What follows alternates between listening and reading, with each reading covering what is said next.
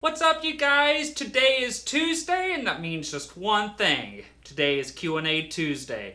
I have 5 amazing questions from 5 of my Twitter followers and or YouTube subscribers. These questions may be kind of controversial, kind of like, who do I want to be the next president of the United States? If you want to know, stick around and find out.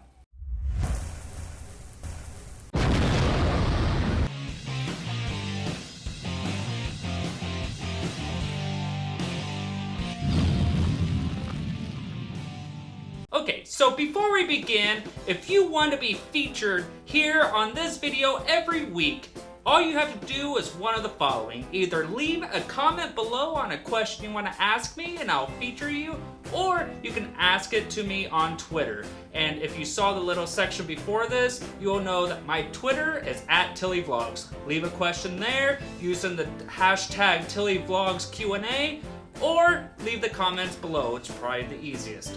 Alright, so question number 1 comes from my man on Twitter. You can follow him @AlecSings, so go follow him.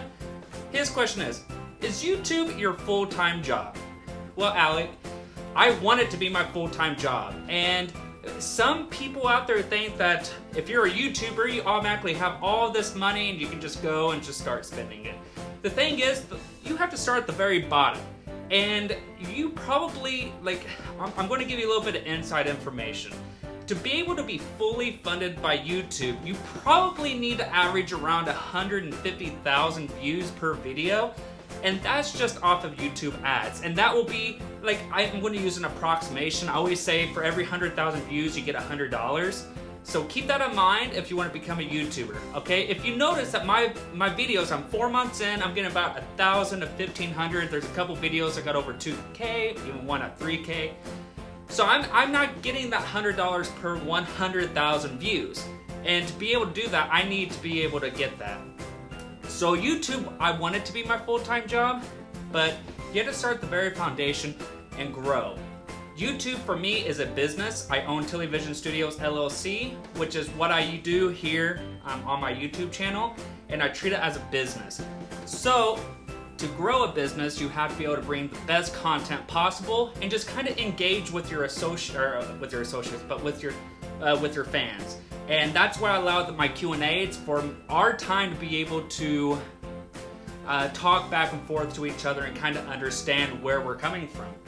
So YouTube is not my full-time job. I actually have a full-time job working for Amazon.com. I live here in Seattle and work at the corporate headquarters. And my job, basically what I do is I make sure that all of the warehouses in North America is sending you guys the right product on time. So that's just a short idea of what I do at Amazon. But ultimately, yes, I want YouTube to be my full-time job. There's YouTubers that's been doing this for 4, 5, 6 years and can't even break 1,000 subscribers, and then you have some of these YouTubers that are just doing freaking amazing, and within 1 year they have 100,000 subscribers plus. So you have to start somewhere. So good question, Alec. Hope to see you more on my YouTube channel and asking questions more often on my Q&A. So thank you very much. Alright, so the next question comes from my man PDD. He is a true subscriber on my YouTube. I love this guy. Remember, if you want to become an official peep, you have to subscribe to my YouTube channel and follow me on Twitter. Official peeps get a better chance or a slight better chance in my giveaways. Alright, his question is, what was one of the most embarrassing but relatively harmless mistakes you've made, but were you able to laugh it off, or did you have to hide under the sheets? Well, I'm going to have to tell you about, it's not really a mistake, but it's kind of like, it's embarrassing, and I had to hide under the covers. So I got out of Boy Scouts. I think it was either the week-long camp out or just over a weekend. But I had ticks on me. If anybody's a Boy Scout or an Eagle Scout, maybe even a Girl Scout, you'll know that ticks, when you're camping, are probably going to happen. So I was sitting there one Sunday morning, just picking a tick off of me in my groin area. And, well, I was sitting there, getting the tick out and everything, got the tick out, and it was morning, so you know how most guys just happen to have like a hard-on and when they first wake up. So I got the tick out. I end up getting a hard-on because you know you're sitting there moving your balls back and forth, digging in there to get that tick out. But I went there and I just started going after it. And then all of a sudden, like right whenever I got ready to ejaculate, my dad actually was coming right by. My bedroom door was open because I didn't want to shut it. And I assumed that he was outside. And so I remember my dad looking at me and he was doing this. He turned and like the look on his face like, what the hell are you doing? So I was sitting there and I was holding my erected penis in my hand and I was just moving off the side. I was like, I'm looking for more ticks. And I was just so embarrassed and like, it's bad. Like, imagine getting ready to orgasm and having to move your penis so that he thought that you were looking for ticks and you're ejaculating in your hand. It was just an embarrassing time. I've never, like, every time I've ever done anything like that, I made sure that every door was shut. But anyways, that may have answered your question, it may not have, but it was probably the most embarrassing thing that I've ever done. So good question. All right, the next question comes from Rob Stewart, which is not my man Rob Stewart, there's just another Rob Stewart that decided to ask me a question. It says, are you a morning person or a night owl? That's a great question. Since 2012, I've actually worked night shift for Amazon, and I became somewhat of an individual. I basically call myself a vampire because obviously I'm super white, I don't get much sun, and here in Seattle it rains all the time anyway, so you don't even really get sun. And so I was able to find, like, I was getting into the nightlife, which was okay because I was a bartender, so I just kind of knew what to do at night. Then all of a sudden, last year, about October, my boss says, hey, we want to bring you to day shift. And so I have to change my lifestyle, everything that I know is stuff to do on nights. And even to this day, like, I had all day today off and I slept until about 1 o'clock, well actually probably about more like noon. But now is whenever I'm starting. It's 6 o'clock at night Pacific Standard Time, but this is when I start getting stuff done. So my life still hasn't even been able to adapt to day shift or in the mornings. So I am 100% through and through vampire. I am a night owl. Good question, buddy. All right, we'll go to the next question. Comes from Sheldon Padilla. You can follow him at Twitter at Sheldon Padilla.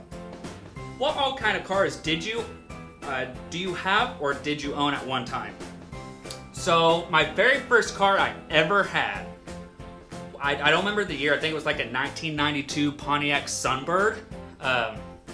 It was like, so with Pontiacs it went like Sunbird, Sunfire, and then Firebird. And Firebirds were the most amazing cars ever.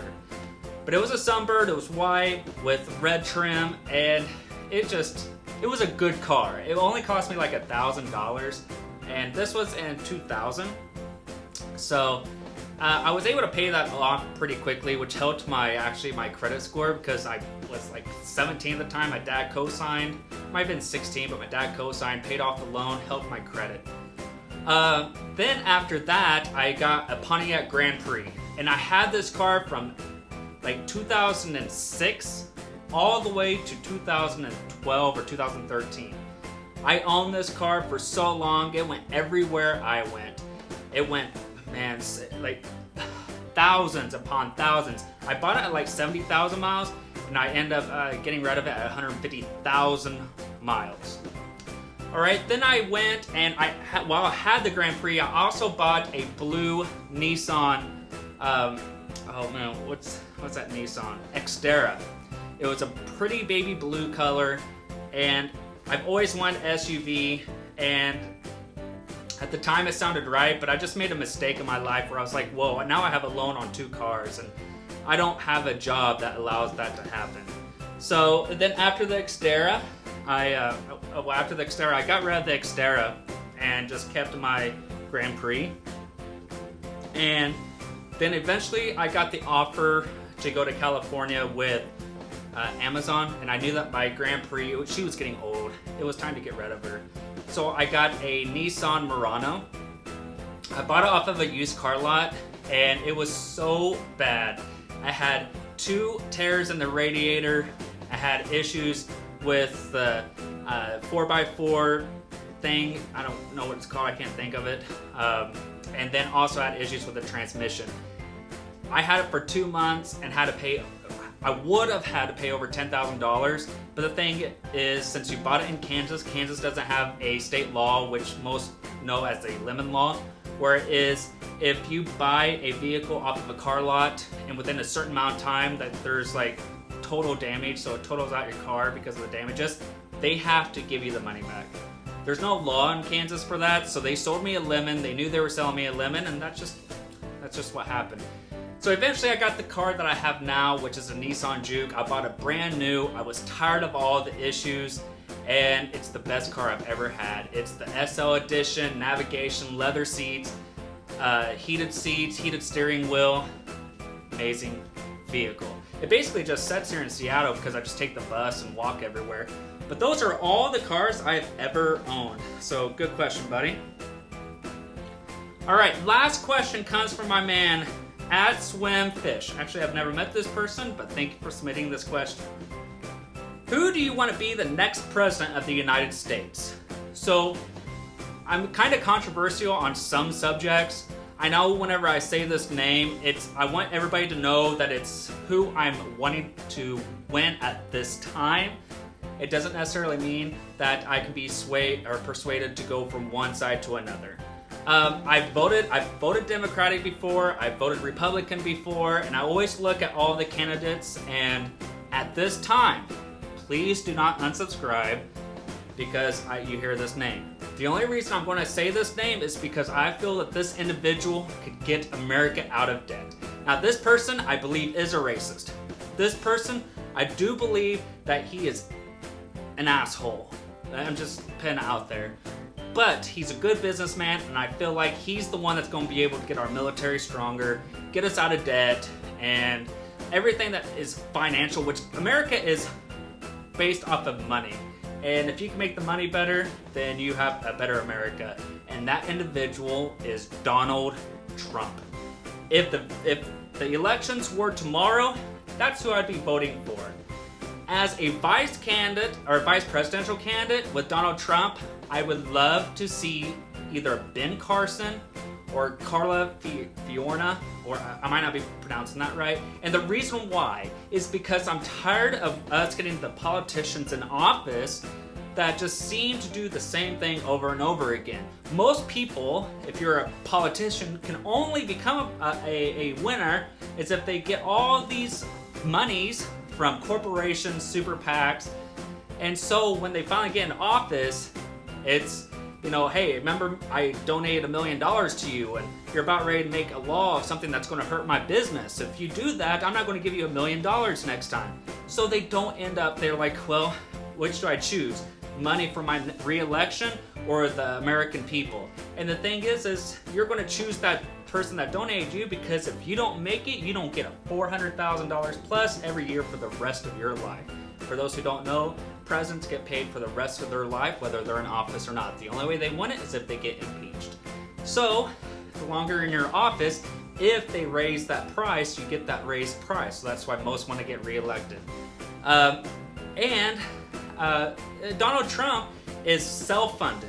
He is taking donations from the common person, but he's not taking any donations from businesses, and that's what I really like about it.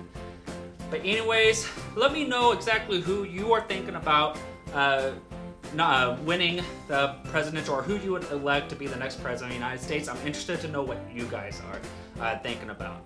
But anyways, guys, remember, if you want to be featured in this and get a YouTube shout out or a Twitter shout out, leave your comments below for next week's questions. Also, every Monday, I taste 5 random foods. I'd love to get your guys' feedback on stuff that I should try. But anyways, guys, if you like this video, give it a thumbs up. And don't forget to like, subscribe, share this video with others, and that's it.